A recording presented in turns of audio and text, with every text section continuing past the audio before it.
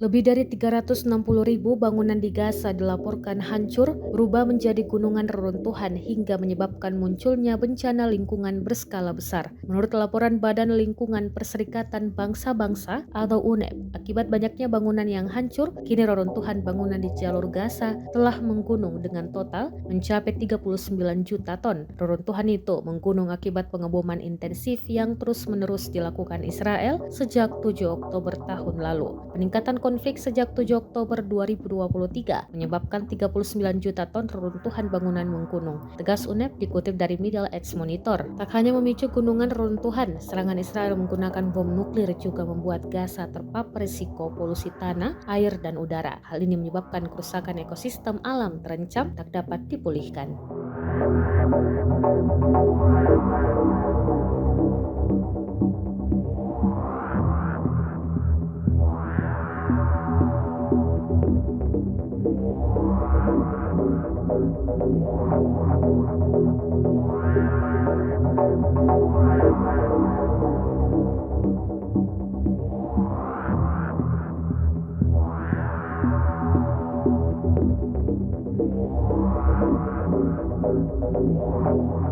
Download Tribun X sekarang, menghadirkan lokal menjadi Indonesia.